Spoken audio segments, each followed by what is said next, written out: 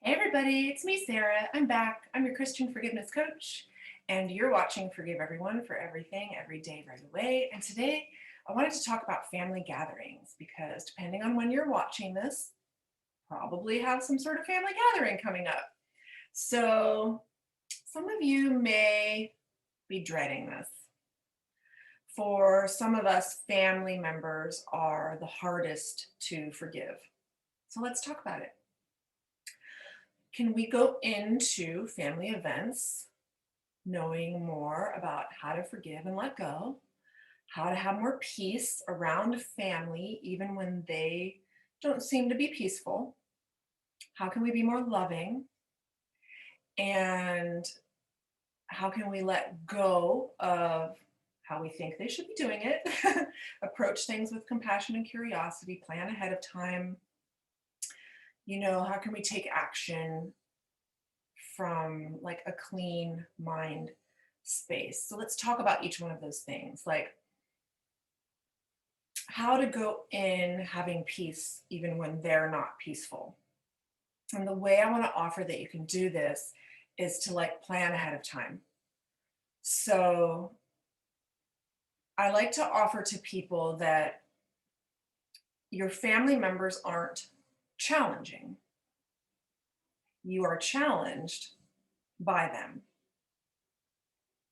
So I want you to think about that for a second, because most of us, we think about our difficult relationships as like, oh, that they are difficult. They're difficult people, they're toxic people. And what I want to offer you is that it's really just your thoughts about them. Now, I'm not saying that you have to agree with their life choices or the things they do and say. That's totally up to you. But the things they do and say, I don't believe define like who they are. So I don't like defining people as difficult or challenging or toxic. Okay? I like to think more, and I would like to offer you to think more about that it's just your thoughts about them. And the reason that I think this is because not everybody would agree on that. And as hard as that might feel to believe that this person that you think is difficult or challenging or toxic, it's maybe hard to believe that not everybody would agree with you about that. So, but I know this to be true. If you think your sister is toxic, but her boyfriend is there, or her husband or her children are there, and they think she's amazing. So, well, which one is it? Is she toxic or is she amazing? So that's how I know that it's really just our thoughts about that person. So they're not difficult, they're not challenging, they just challenge us. So, how can we plan ahead of time to go into a gathering with people that challenge us? And the way I want to offer to do that is you know, to go into it from that clean place. Now, from that place of being able to recognize and separate the person from your thoughts about them, separate the person from their actions and their words, okay? Um, and just kind of like going in there, like knowing who you are. When somebody does or says something to us and we get all offended and defensive, it's usually because like we agree on some level with what they said and we don't like it. Like we don't like facing that. Um, so if somebody says something to you and it really, really bothers you, then it's possible, like in your own mind, you're taking that on, you're believing what they're saying.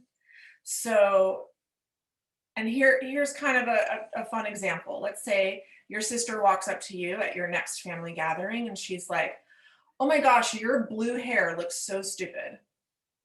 And you don't even have blue hair. So you're like, what? What are you talking about? My hair's not even blue. Like it doesn't bother you at all, right? Because your hair's not even blue. So you don't believe at all like what she just said about you. And so it's like totally not a problem. Like, and here's something, here's a sentence that I try to remember in my mind, and this may be really helpful for you too. I found it to be very helpful. And that is, let them be wrong about you. Let your sister hate your blue hair all she wants. So even whether you have blue hair or not, let's say you do have blue hair. So what? She is totally allowed to not like your blue hair. The only way it becomes a problem is if you make it mean something. Like, oh, does my hair look bad? Do I hate my blue hair? Like now, like you're worried about them judging you, now you're judging yourself. Okay. So the only time it's a problem, like I said, is when you believe it, or if there's a part of it that's true, and then that's what's making you feel that negative emotion. It's not the fact that your sister said she doesn't like your blue hair. It's the fact that either you don't like it, or like, and a lot of times this is another thing that we do, is just like we think we know how other people should think and behave. So we think that like your sister should not be allowed to not like your blue hair. Like that's unacceptable. It's not okay. Everybody should like everybody. And that's just not true. She's allowed to not like your blue hair. That's just a silly example. Or maybe not so silly. Maybe your hair is blue and somebody said that to you and it was very hurtful. Like I said, it can only hurt you if you believe it.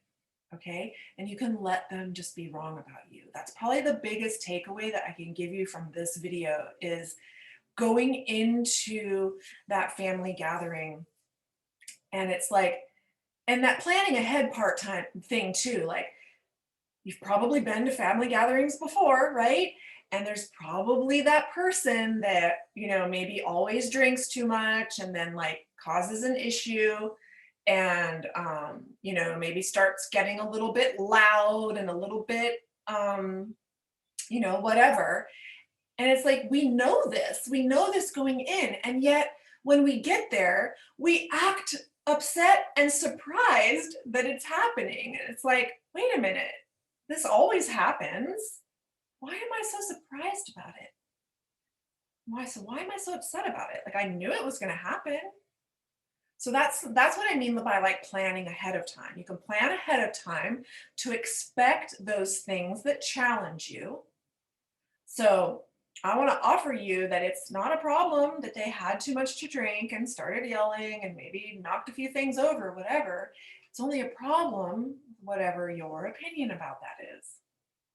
So can you go into a family gathering and can you go in like an observer? Can you go in like an observer, just observing the things that are happening without judgment, without making them mean anything, without making them mean anything about you, without making them mean anything about the other person, without trying to control the situation or change the situation? Can we go into it confident in our own beliefs? I love my blue hair. I don't care what anybody else thinks. Again, just an example. Can we go in there so confident in who we are?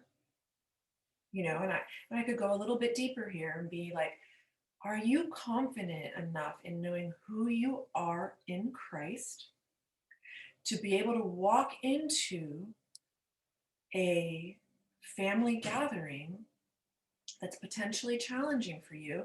Are you able to be so confident in who you are in Christ that you can walk in there with that curiosity, with that compassion? Can you walk in there and just let it be?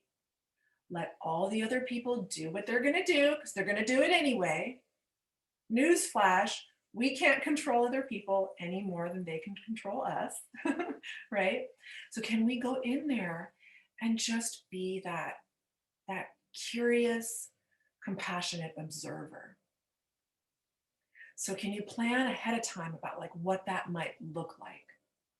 And so then you can decide also, did you know, I didn't know I could do this. I can decide ahead of time that when I get to that family gathering, and if something like that happens, if my sister comes at me with some things that I take as insults or whatever, I can plan ahead of time how I want to react to that or how I want to respond to that. Do I want to react to it with maybe by hurling an insult back at her or telling her how wrong she is and all of that? Or do I want to just like respond with, hey, thanks for letting me know.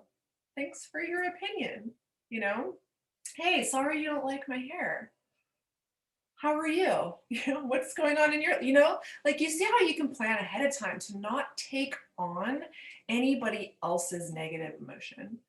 And therefore, because that's kind of what we do. Like if somebody comes at us sometimes, like, and they're, hostile, so to speak, and they're upset about something and they're taking their negative emotion out on us, it's like we want to mirror that back at them.